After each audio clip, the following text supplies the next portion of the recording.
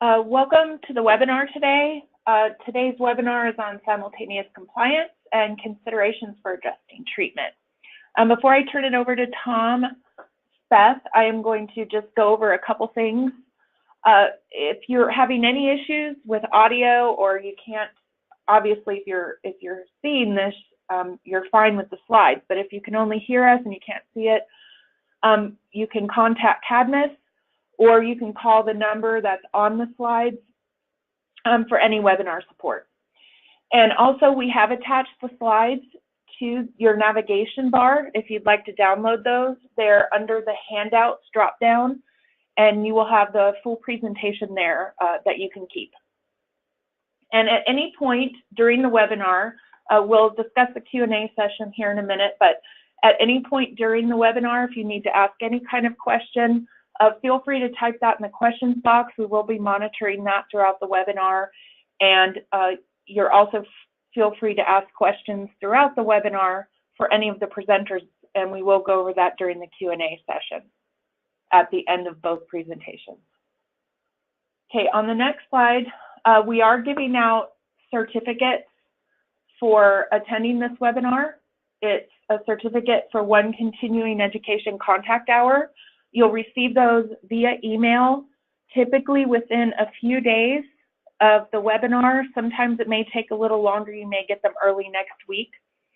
In order to receive that certificate, you have to attend the live webinar. And we say that because we do post the recordings to our website at a later date, but we cannot give certificates for watching the recordings.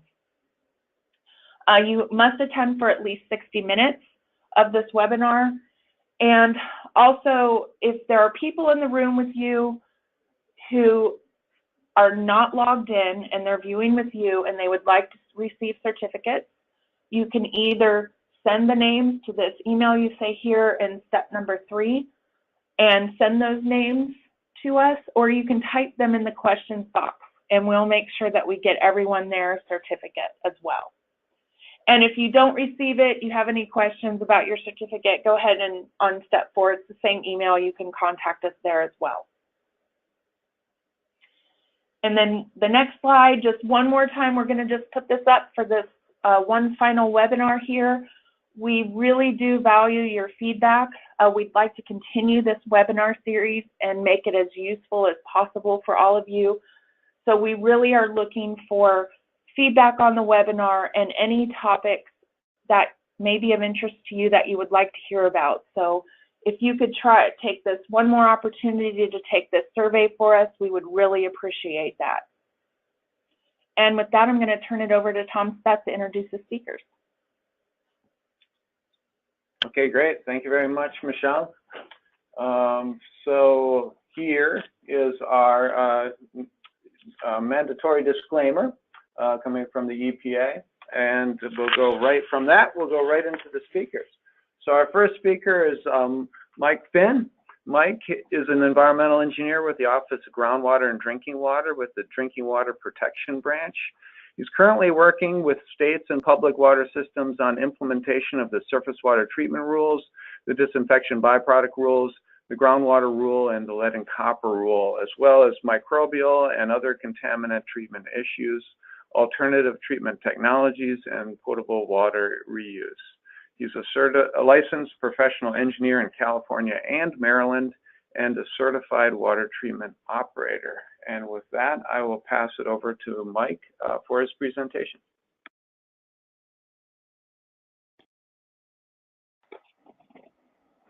Thank you, Tom. Good afternoon and good morning, everybody, depending on where you are. All right, I got thumbs up that we're all set over here. Everybody can hear me and see me, or everybody can hear me and see the screen. What I'd like to try and cover is the regulatory impacts of and implications for simultaneous compliance. As most of you probably know, there have been a lot of new regulations promulgated, especially in the past few years. Utilities are challenged to comply with those, as well as existing regulations, and they're also challenged to make changes that they may need and how those changes affect their simultaneous compliance with other regulations.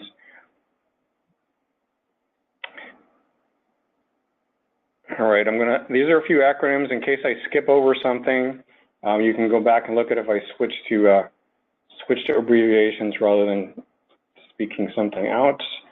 All right, simultaneous compliance. What is it? Without careful planning and proper implementation, actions intended to improve one aspect of regulatory compliance can produce conflicts or at least pose some challenges in other areas of water quality performance. Simultaneous compliance is a comprehensive assessment and implementation of processes that promote compliance with all the Safe Drinking Water Act regulations. Obviously, there's other compliance challenges with treatment changes, which we won't discuss. There are other parts of other regulatory programs, such as NPDES permits and limits and disposal of sludge from treatment processes.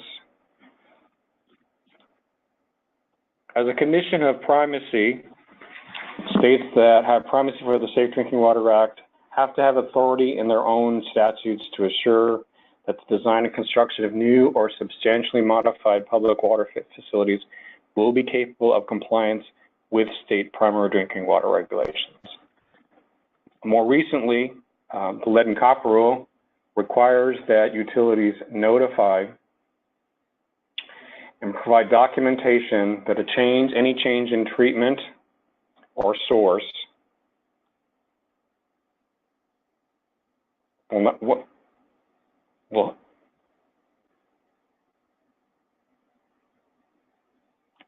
includes an assessment of how it affects their optimal corrosion control, and by optimized corrosion control, that means all aspects of the lead and copper rule, not just those systems who have actually added corrosion control treatment.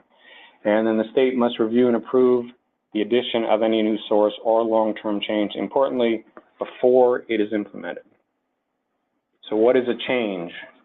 That can include a long-term change in a unit process for regulatory compliance, implementation of a new technology, again, for compliance, a new source of supply, or modifying the use or the blending of existing sources, and any of the above, even when primarily driven by secondary water quality standards. All right, here's some of the more important or more significant recent regulations that are challenging people in terms of simultaneous compliance. The groundwater rule, which is implemented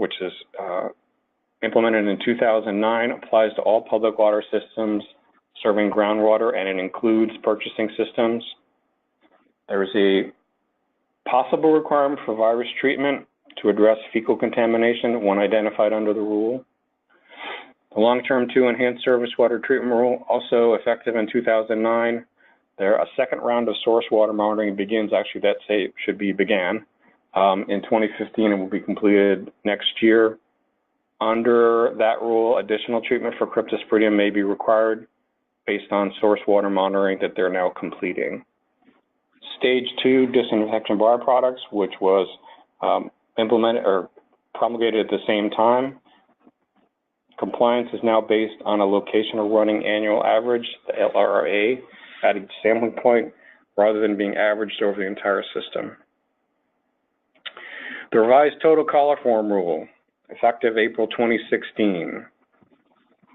Total for coliform samples in the distribution system exceeding the triggers or the finding of an E. coli positive requires an assessment by the system or possibly by the state or a third party. And then in terms of simultaneous compliance, the public water systems must correct defects identified in those assessments, and that could include adding disinfection or improving their disinfectant residual control. I added a couple here with question marks of what might be coming in the future. These are unknowns, but may present challenges in the future. Any possible revisions to the lead and copper rule. Some of you may be aware that Legionella, a distribution system issue, has come to the forefront of where we may go in regulations. For that same reason, Legionella and other premise plumbing issues, treatment at the point of use, or point of entry, I should say, is becoming more common. Harmful algal blooms, the HABs or algal toxins, and then PFOA and PFAS, which is also a contaminant of interest and increasing importance. All right, we're going to start from source and go all the way through treatment and distribution system. What kind of changes are possible or likely in terms of the source or capacity to the system? That could include a new source, interconnections, blending scenarios for existing sources or changing in how they blend existing sources, new system entry points, that is where the water supply or new treatment scheme enters into the distribution system, increasing or decreasing pumping capacity, either to meet increased demand or to address decreased demand, shifts in corrosion control treatment, chemistry, that includes things like pH, oxidation reduction potential, ORP, alkalinity, and phosphate, all of which have impacts on the lead and copper rule compliance and possibly other distribution system issues. Climate and watershed changes that could change the microbial capacity or quality of the utility, microbial loads, organic loading, possibly increases in turbidity and changes in temperature that would affect treatment processes. Some of the possible conflicts and challenges that might be faced with some of these changes include corrosion control treatment issues, which we kind of covered, shifts in pH, natural organic matter or NOM, which has an impact on corrosivity, Stage 2 disinfection byproduct rule compliance issues with a shift in TOC, there I go with acronyms, total organic carbon, which can result in increased DVPs, natural organic matter, chlorine demand, and temperature. Concerns with the surface water treatment rule, the enhanced surface water treatment rule due to changes in source water quality. That could include TSS, total suspended solids, turbidity as well, and temperature changes that would impact treatment. Source water quality and monitoring impacts. We talked about the long-term 2 enhanced surface water treatment rule bin placement, which places basically levels of treatment based on their cryptosporidium results. And negative source water quality changes could change those results and result in a requirement for increased treatment. Not to be left out is finished water aesthetics, which most consumers notice right away. Color, taste, and odor. The potential for regrowth in the system. Scale stability, again, a lead and copper issue possibly. Iron and manganese and sulfides, which can result in all the above, color, taste, and odor, and possibly lead and copper rule compliance issues. Temperature shifts from surface water, groundwater blending may help or hurt treatment, depending on which way the temperature goes and the type of treatment in place. Shifts in alkalinity and hardness will require some adjustment of coagulation or softening processes. Going to our lead and copper rule compliance, again, alternating between sources requires careful control of corrosion control treatment. And then interconnections or blending of sources treated differently. Example being mixing a chlorinated system with a chlorinated system.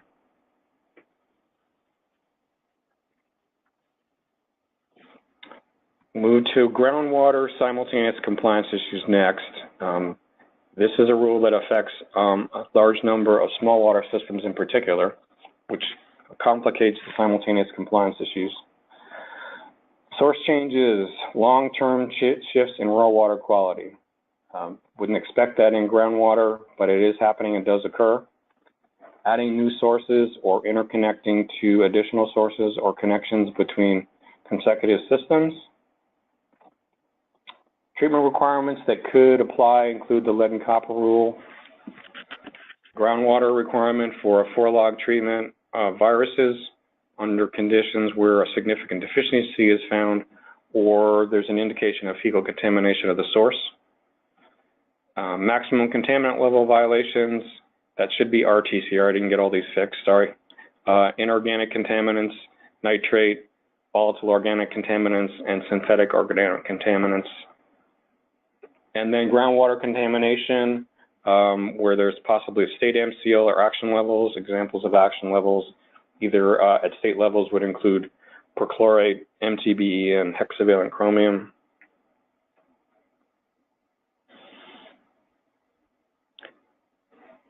Adding disinfectant is an option for groundwaters to deal with the 4-log treatment requirement, or simply to help them comply with the RTCR. Questions that could come up are, is there enough contact time for a 4-log virus inactivation? For a small water system, the contact time might be a challenge. Adding disinfection will add a compliance monitoring requirement, and adding disinfection will require the state usually to set a minimum residual compliance challenge for small water systems in particular. Once a system adds disinfection, they are now subject to the disinfection byproduct maximum contaminant levels, and they're subject to all the monitoring requirements.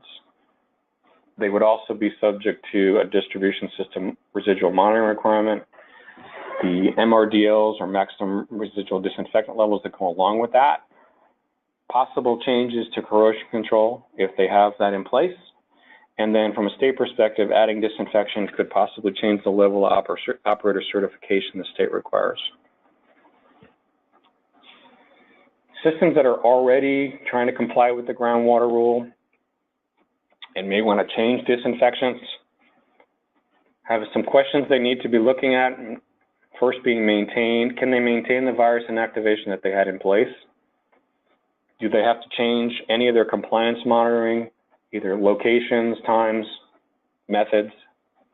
And then can they still provide the minimum residual disinfectant level that the state has specified? Disinfection changes could also result in possible changes to the disinfection byproduct monitoring, maybe some increased compliance requirements, example being a system using chlorine dioxide would now need to monitor for chlorite. Chloramination can lead to seasonal nitrification, which we'll talk about has a number of implications. And then again, potential need for changes in their corrosion control if they're in place.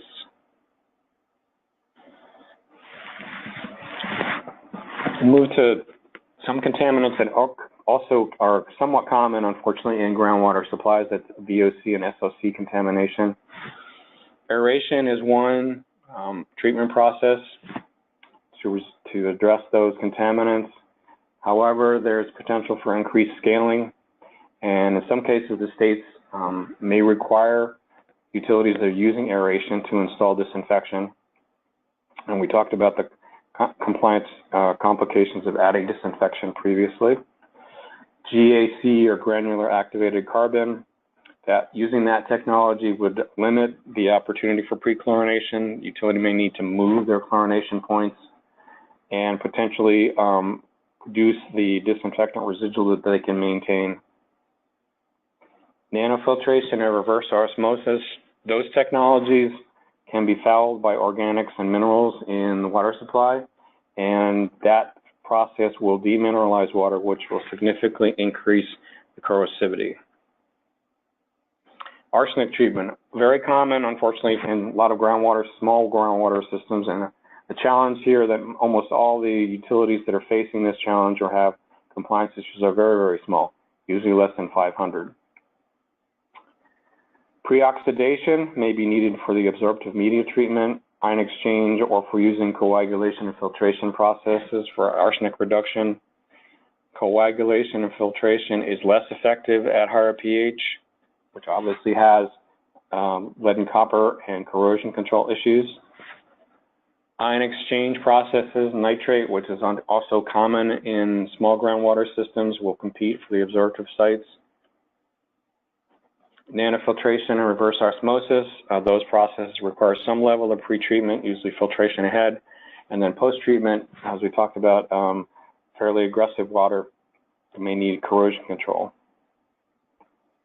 And then there are other multiple simultaneous compliance issues with adding any type of treatment for a small system, disinfection byproducts, corrosion control, and as we talked about, the level of operator certification. Nitrate, another common contaminant in small well groundwater systems.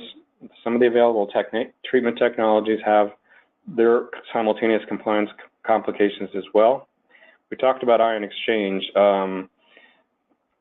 When arsenic or sulfate are also present, they are going to compete for the absorptive sites in ion exchange, possibly reducing treatment efficacy.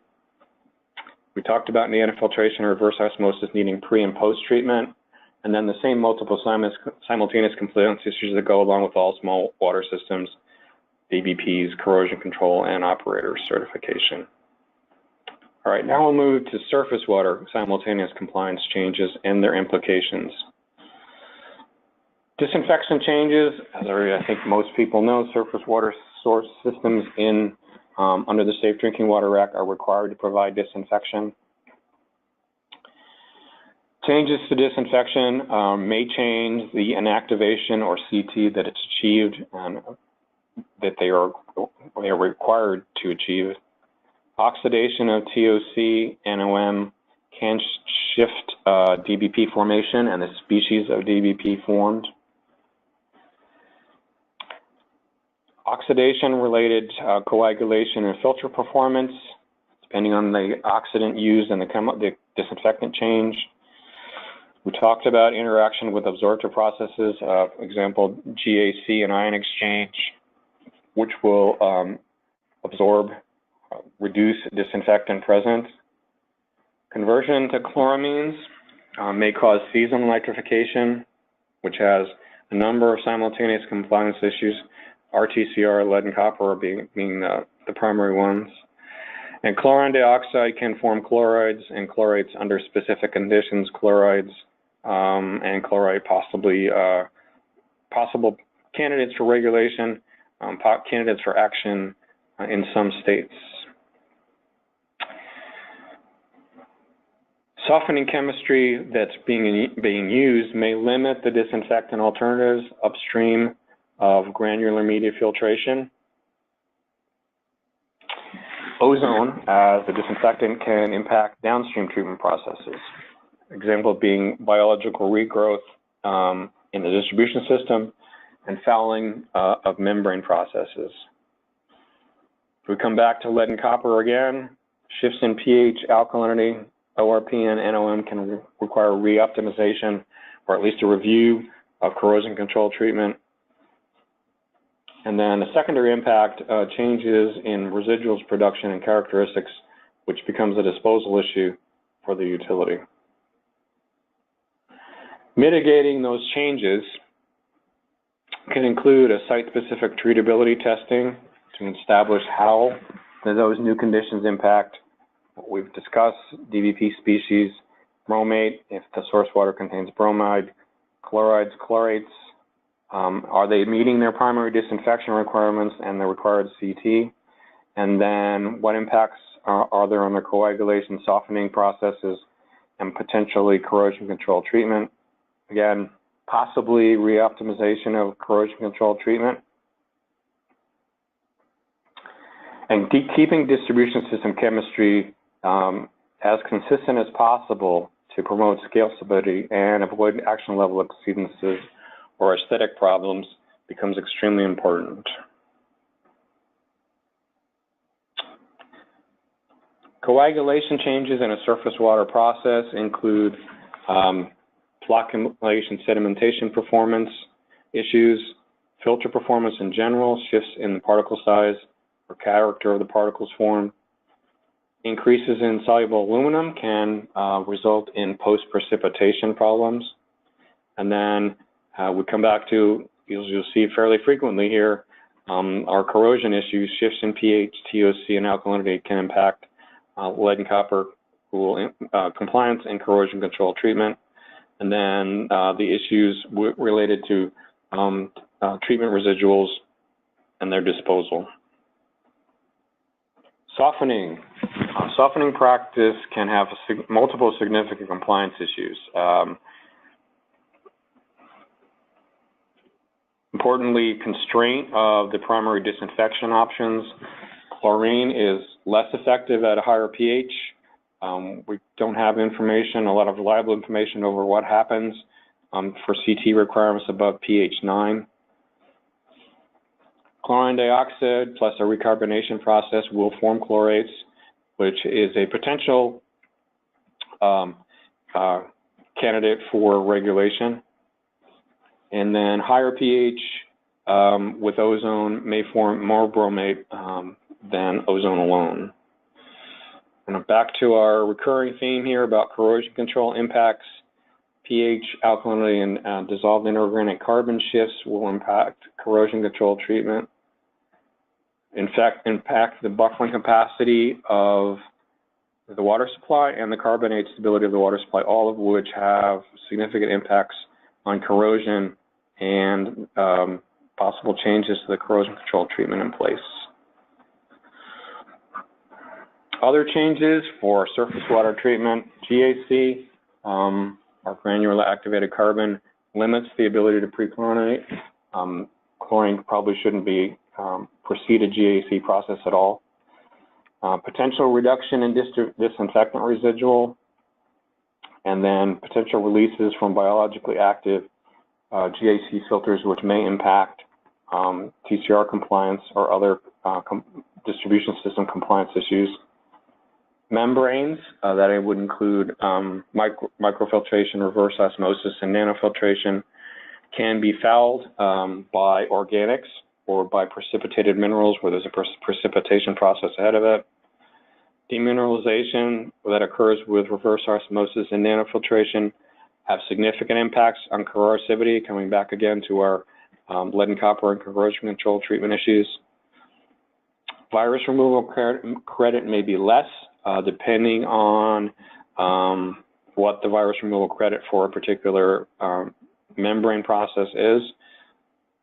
May require disinfection changes to continue to meet the virus inactivation or removal requirements. And then the secondary impacts in terms of the utility, high TDS reject stream that may need to be recycled or disposed of. And now to an important but last part of this, the system is a distribution system. All right. There may be direct impacts from source or treatment changes that would include RTCR, bacterial growth and regrowth in the system, which can be minimized by maintaining a stable residual, reducing the NOM present or using a preoxidant to increase stability, and reducing nutrients available for regrowth, total organic carbon and AOC. Back to our lead and copper corrosion control issues and optimal water quality parameters. Minimizing the changes and potential need for changing those with a stable pH, maintaining ORP and alkalinity, and maintaining a stable scale in the distribution system.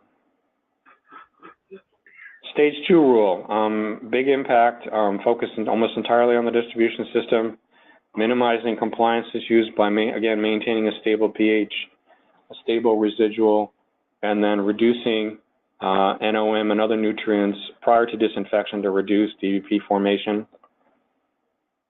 The revised TCR, that should be a sub-bullet there actually, minimizing impact potential simultaneous impacts with RTCR compliance,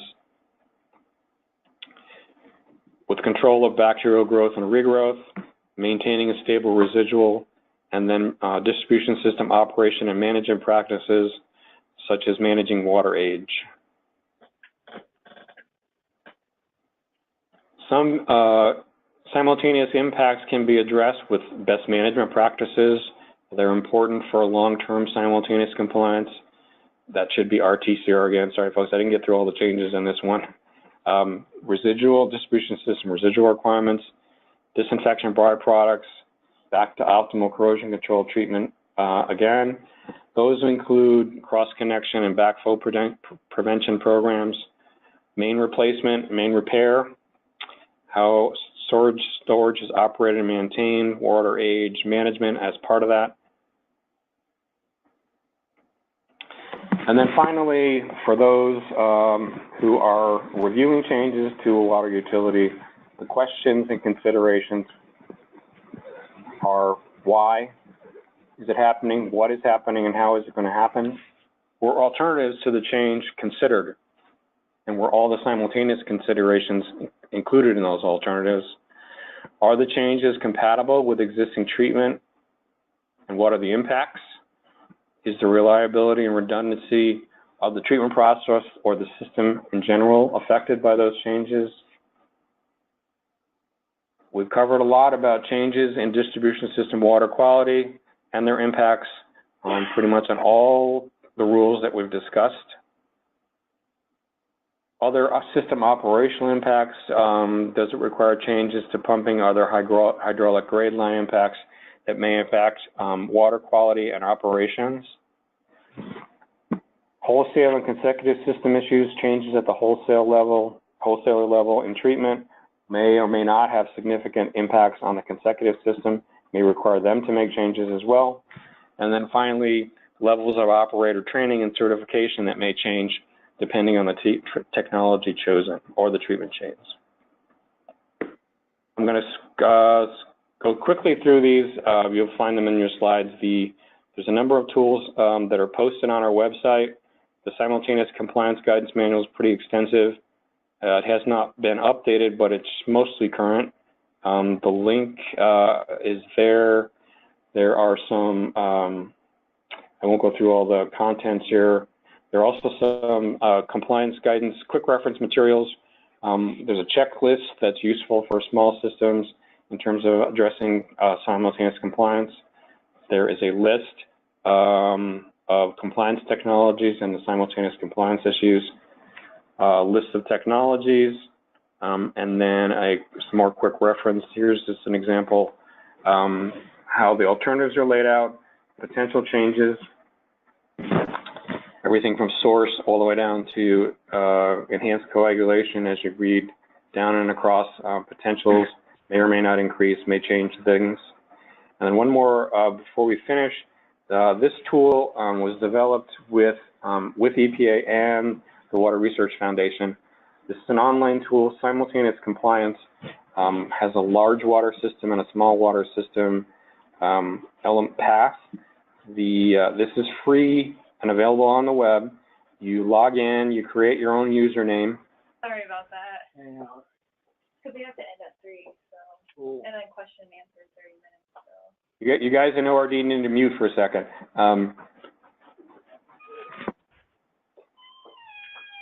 And then that will allow you to basically enter this the radio buttons in this box, which will allow you to go across, pick a technology, pick the issues that you want to consider in terms of simultaneous compliance, and then hit submit, and you will get this is a separate page actually, which will give you some more details and make your selection a little more concise.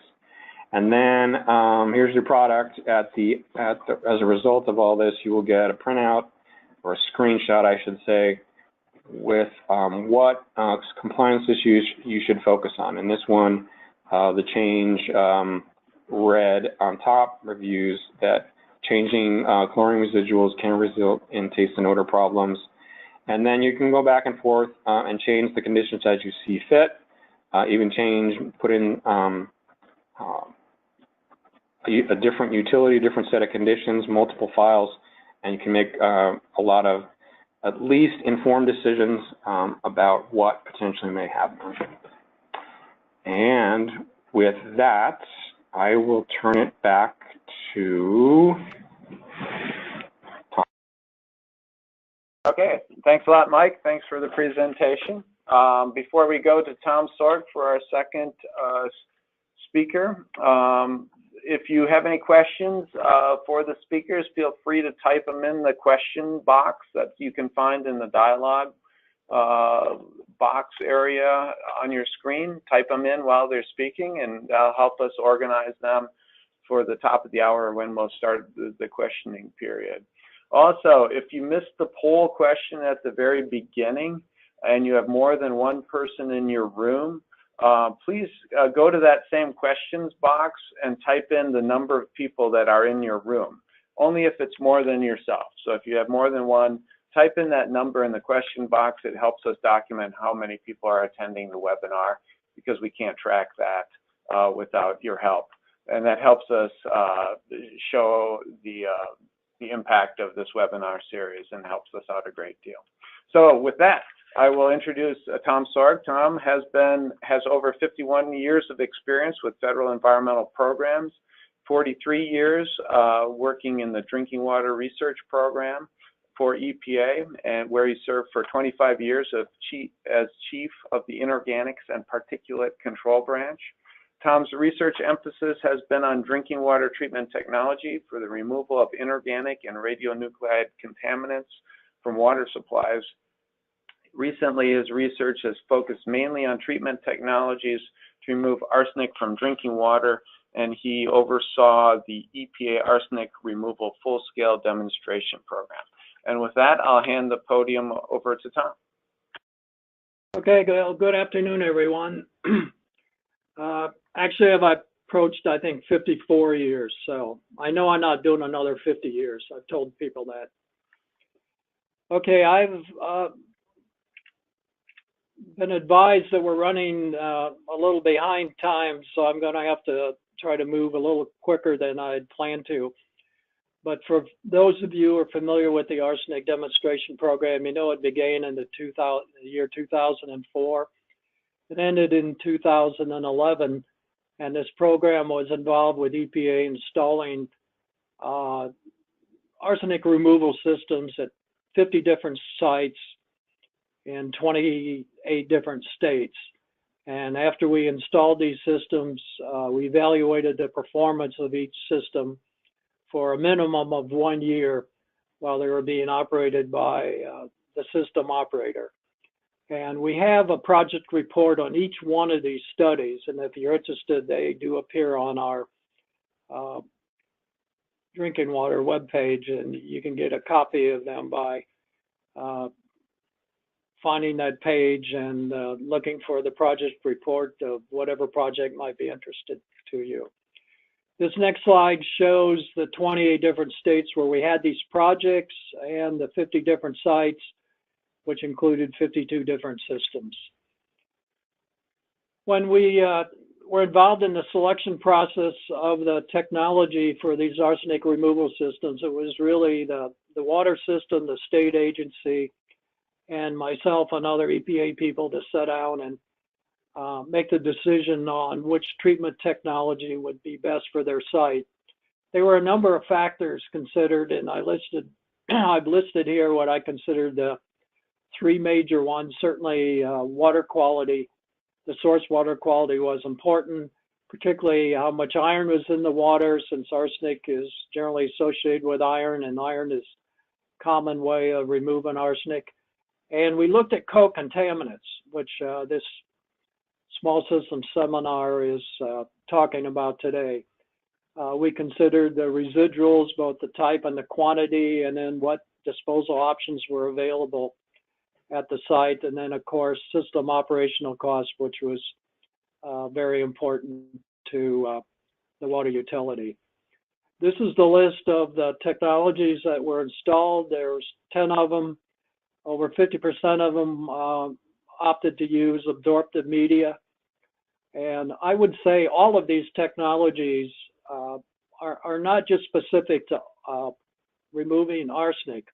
All of them have the ability to remove 1 or more co-contaminants. And I think that's the situation with all drinking water treatment technology. There's no technology out there that's just so specific that it only removes 1 contaminant. Most of them remove multiple contaminants, maybe at different degrees or have different capacities for removal. And then the size of the systems that were installed range from 10 gallons per minute up to 640 gallons per minute. Today I'm going to talk about the performance of 7 different full-scale systems. I pulled out 7 out of these 50 sites. 4 of them will be on absorptive media, 1 on ion exchange, 1 on reverse osmosis, and then the last one on point of use RO. So I'm going to begin with the anion exchange system. For those of you who are familiar with the AWWA Water Quality Treatment Handbook, Chapter 12, written by Dennis Clifford, and I'm one of the co-authors, Dennis has listed the selectivity sequence. That's the order in which the ions are preferred by the resin. And this is for strong base anion exchange resins. In his list, he actually has close to 20 different ions, and I just pulled out 6 of what I considered more significant ones here. And as you can see, high on the list is uranium. And the general rule of thumb is the higher the valence, the more selective the resin is for the contaminants. So with uranium species having a -4, it's highly removed by the anion exchange resin. It's more preferred over sulfate, and sulfate's more preferred over the arsenate ion, which is a -2, which is more preferred over nitrate. The first anion exchange system I want to talk about, and it'll be the only one I'm going to talk about here, is one that was installed in Fruitland, Idaho. This was a 250 gallon per minute anion exchange system. The table lists the water quality, the major water quality parameters. As you can see here, arsenic in the source water was at 49 micrograms per liter. It had nitrate as N above the MCL at 14. It also had some vanadium, molybdenum, which are not currently regulated, but they are on one or more of the CCL list, and uranium, which is below the MCL, but it is regulated. And then the pH is 7.4, and sulfate, which is removed by anion exchange resins, was at 59, and now that's the alkalinity.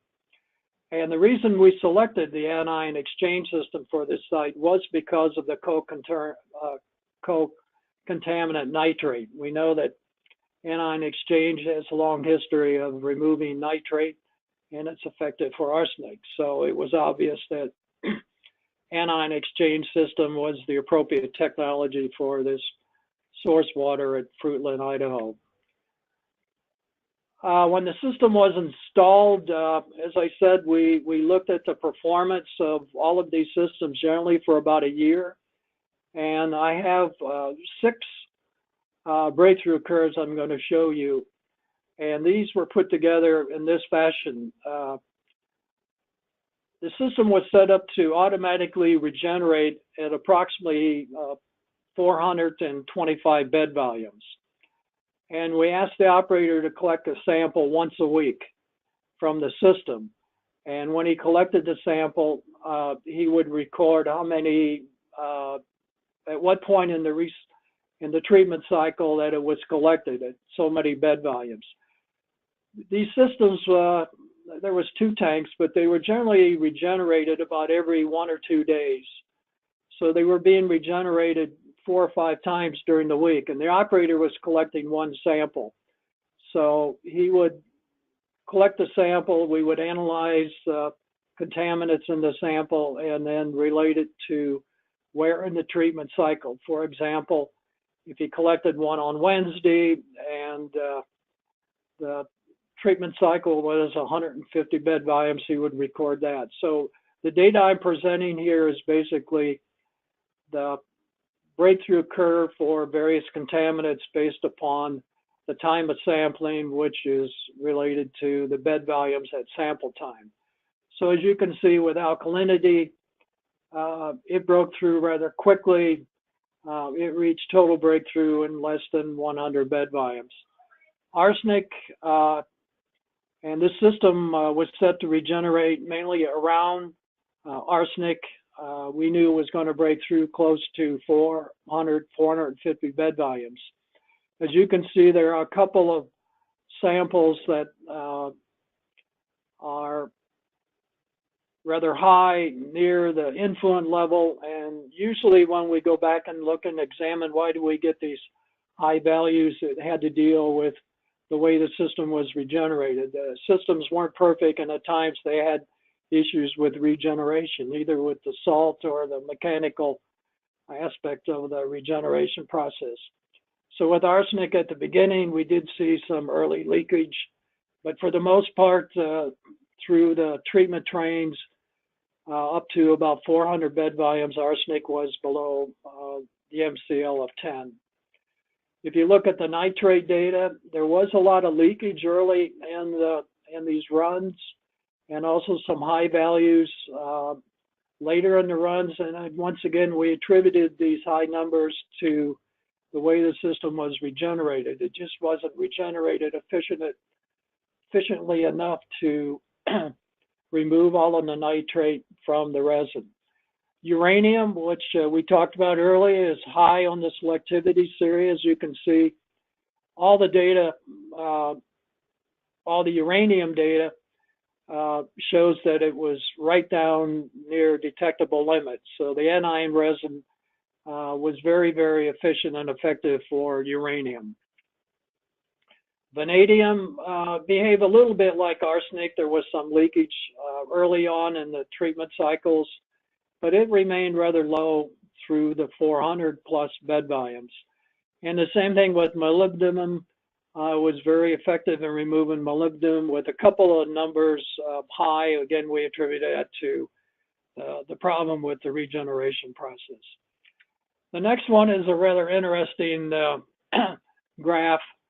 At one time, the automatic regeneration system did not kick in, and the operators found that it had gone beyond the 400 plus bed volumes where it was to regenerate it, and it was up to 715 bed volumes. So it almost doubled what it was supposed to do, and they collected samples at that time just to see the performance of the anion exchange resin when it reached 715 bed volumes rather than the standard 450. And as you can see, we've got arsenic that was being eluted from the resin as a result of being pushed off probably by the uranium and maybe the vanadium and the molybdenum. So we were getting higher values coming out of the system for arsenic than what was going in. For nitrate, it was about the same. What was going in was coming out. But as you can see in this graph, at the 715 bed volume point in the treatment cycle, molybdenum was still being well removed, as well as vanadium and uranium. So if you would plug these into the selectivity series, these would be very, very high in that selectivity series, with molybdenum and vanadium being very near uranium, which is the highest and most selective for anion resin. Okay, I'm going to jump over to 4 absorptive media systems. Clifford, in his chapter 12, also has the selectivity sequence for the iron-based medias. If you're familiar with arsenic treatment way back in the early 2000s, when the arsenic MCl was increased or decreased from down to around 10, there were a number of companies that came out with iron-based medias, which are found to be very effective for arsenic. But these medias also can remove other contaminants. And Clifford is listed in his chapter, the selectivity sequence for the iron-based medias, which varies a little bit from the strong base anion exchange resins. As you can see, arsenate with a -2 is very selective because of the iron. Arsenic loves iron and will attach itself to any type of iron particle. It's more selective over silica, phosphate, vanadium, sulfate, chloride, and bicarbonate. Now, removal by iron-based medias for arsenic is very pH dependent. The lower the pH, the higher the removal, better the capacity. And most manufacturers generally recommend that if the pH is greater than 8, they recommend that pH adjustment be incorporated into the treatment system. And I have one system I'm going to talk about where they did pH adjustment and be pointing out a little potential problem that you have to be aware of. The first absorptive media system I want to talk about is in Wellman, Texas. It's a 100 gallon per minute bay oxide E33 absorptive media system. Source water quality, the arsenic was at 36, had a small amount of nitrate. Vanadium probably was the highest level we saw at any of the projects at 112 micrograms per liter. Had some silica, very little phosphate, pH 7.8. And this is the breakthrough curve showing arsenic and vanadium. As you can see, the vanadium was removed down to near detectable limits up to about 6,000 to 7,000 bed volumes when it started to increase, and eventually reach total breakthrough about 15,000 bed volumes. Arsenic, which is more preferred, continued to be removed, and when we quit monitoring the system at the end of the year, it was still less than 10 at about 23,000 bed volumes. So the bottom line here is this media system, E33, can remove vanadium, but it's more effective for arsenic removal.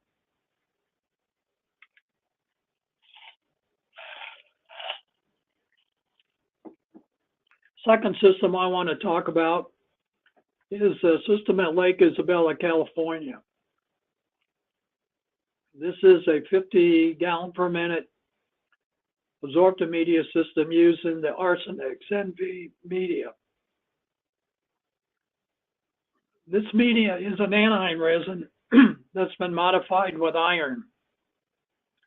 And the iron increases, the reason I add the iron was to increase the amount of arsenic that this media can remove. And of course, the anion resin is also good for uranium removal. As you can see in the table, the arsenic is around 36 micrograms per liter, uranium around 32. And you can probably hear, I got a little voice problem. I had a sore throat later in last week, and I haven't totally recovered. So I will stop once in a while to grab a little bit of water. So you have to bear with me.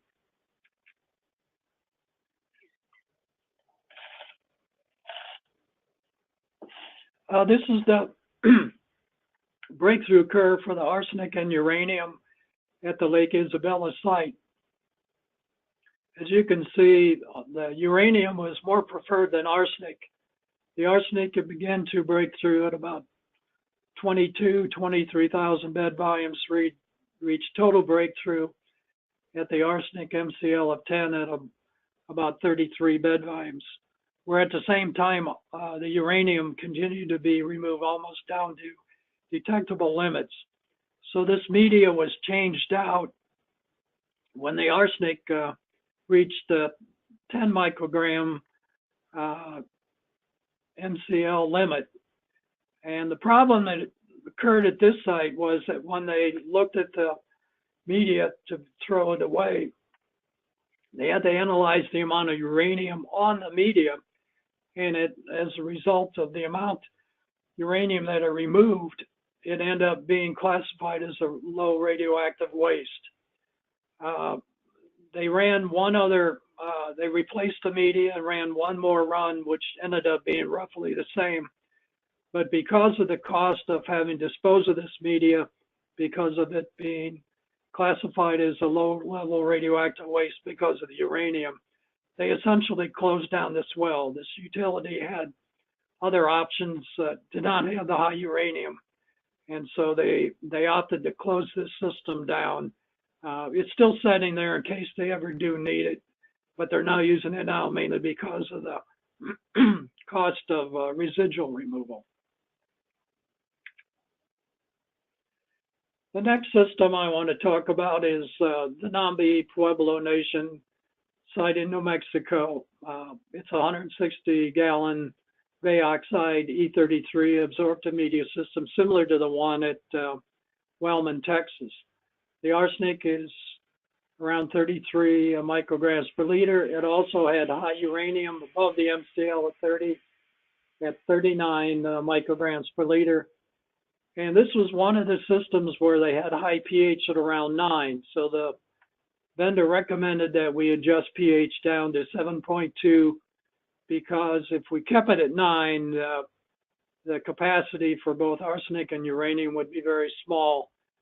And you would have to be replacing the media rather frequently, which increases the operational costs. So they adjusted the pH with a pre-treatment system consisting of CO2 gas down to 7.2. And this was the interesting results of this project. The system worked well when the pH was down around 7.2. The arsenic and uranium was right around detectable limits right around 1 microgram per liter. You will see in both of these graphs there are a number of different spikes. And what happened here was the operator was a part-time operator. And at the beginning of this project, he was not keeping close attention to the CO2 containers. And on a number of occasions, the CO2 ran out. By the time he got out there, the pH had raised back up. And as soon as you raise back up, you're going to get the arsenic and uranium to be released from the media. And it's almost like regenerating the media. I think if it had only been a few hours, it probably wouldn't have been an issue. But in several cases, it went for several days where the pH went back up. And during this period of time, rather than removing the arsenic and the uranium, it was actually being released. Once he found out that this issue occurred, why, then he began to be more diligent about making sure that the CO2 didn't run out and the pH was maintained at 7.2. The last absorptive media system I'm going to talk about is at South Truckee Meadows. In Nevada, it's a 350 gallon per minute GFH absorptive media system. GFH is somewhat similar to the Bay Oxide E33. It is an iron-based medium. It's classified more as a granuloferric hydroxide, where the E33 is a granuloferric oxide. At this site, the arsenic was 67, rather high, trace of nitrate. It had high ammonia, antimony at 15, so that's over double the MCL of 6. It also had rather high silica and a rather high phosphate. So the water we considered a problematic water because of the antimony, the silica, and the phosphate. There's been some work done with these iron-based medias on removing ammonia or antimony, and we know it was not real effective for antimony, but we gave it a try. And these are the two breakthrough curves. The first one showing arsenic and antimony, and as you can see, we got breakthrough almost immediately with the antimony. It went up to about 2,000 bed volumes, where it almost totally broke through to where the effluent was equal to the influent. Arsenic total breakthrough at about 8,000 bed volumes, so very short half-life. And as I said, part of I think the issue here was the high silica and the high phosphate, as well as the difficulty in removing the antimony. We gave it one more try, and before we did this, we actually went to Paul Westerhoff at Arizona State University, who did some small column tests for us just to verify it. This is what we would expect to see at this site with this water quality. And his tests did show that this was a very difficult water to treat, with maximum treatment runs of about 8 to 9,000 beds volumes, which is very low. From an operational standpoint, you want to get many thousands of bed volumes before you're having to replace the media. And currently, and at this system, it just did not happen. They did do some blending of water for a while, but because of the need for having to change this media out, this is one of the sites that eventually closed down because of the difficulties in treating this water. Now I'm going to switch over to, I have 2 more to go, and I know we're running out of time here, but I want to mention one where we use point of use RO. This was the Sunset Ranch development in Homedale, Arizona. There were 10 homes with about 30 people plus, so it was a community water supply. But with the 10 homes, we felt that point of use was the way to go rather than a central treatment system. So we put in an RO system in each one of the homes. They each produced 35 gallons per day. The arsenic was at 59. Nitrate ranged from 9 to 11, so right around the MCL. And uranium, again, right around its MCL at 39. It had some vanadium, some silica, trace of phosphate, and pH around 7.5. We sampled these systems monthly for 1 year, and this table shows the test results. For arsenic was reduced by the point of use RO system from around 60 down to less than 1 for 99% removal. It was very good for nitro removal, not quite as good as what you achieve for arsenic removal. It reduced it from 10 down to around 9 or around to 1 for 90% removal. And then uranium, vanadium, and the TDS, they were all removed by 99%. So the point of use RO system at these homes worked very, very well. And the last one I'm going to bring up, this again was a very interesting project. This was at the Carmel Elementary School in Carmel, Maine. It was a rural system. We ended up putting in a 1,200 gallon per day RO system. This was a central RO system. And the main reason we selected RO because this system did have high antimony. We knew that the absorptive medias were not real effective for antimony based upon what we learned out at the Nevada site, but also some other pilot work we'd done at some other sites that had antimony, and concluded RO was the best technology for this system to be able to handle both the arsenic and the antimony. There's a little bit of silica, trace of phosphate, pH around 7.9. This is the interesting aspect of this project. When we sat down with the state and we talked about treating all of the building water supply, we concluded we needed a system that could produce roughly 9,600 gallons per day water. And we were advised that the existing septic tank system could not handle the amount of RO reject water from this large RO system. And if we wanted to treat all the water at the school, we would have to, the city or the school would have to install a new septic tank system in the drain field that was estimated to cost around $30,000 to $35,000.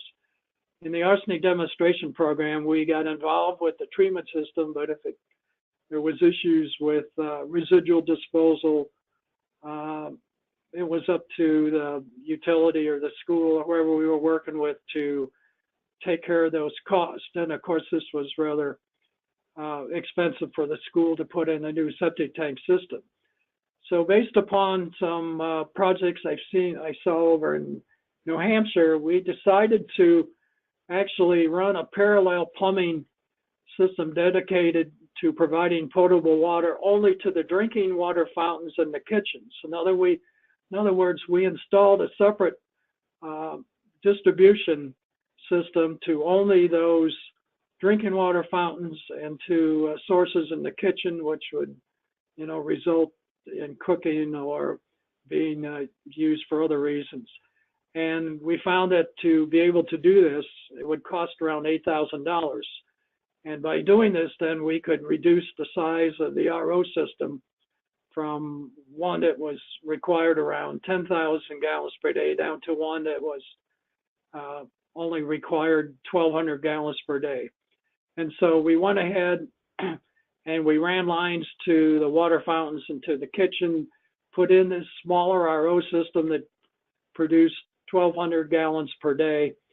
And as a result of that, then the existing septic tank system could handle the reject water. We sampled this system for a 10-month period, and once again, the results are somewhat similar to the RO POU project out in Idaho, where arsenic was removed by 99%, went from 18, on an average of 18 down to less than 1. It removed the antimony from around 11 down to less than 1, and TDS from 255 to around 10 for 96% removal. Concerns about stability of the water because the RO system did reduce the pH to around 6.9. We did install a calcite filter, which adjusted the pH from around 6.9 up to 7.4 to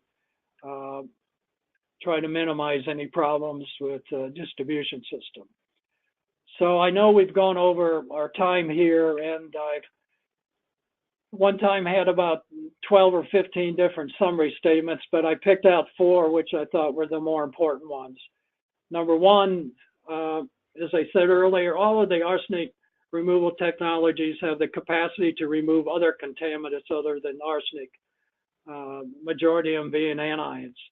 If you consider anion exchange, vert to media, or reverse osmosis, we know that RO has the most flexibility because it's capable of removing a high percentage of most all substances, not only anions, but even cations. We found an antimony to be poorly removed by the iron-based absorptive medias, and if you have an antimony problem, along with some other contaminants, we would recommend RO treatment. And then finally, if you do have a situation where pH adjustment is required as a pre-treatment step, it's critical that this pre-treatment system be maintained at all times. You do not allow the pH to go back to its original pH, because if it does happen, it's problematic and it can end up releasing arsenic, uranium, or any of the other co-contaminants that might be removed by the media.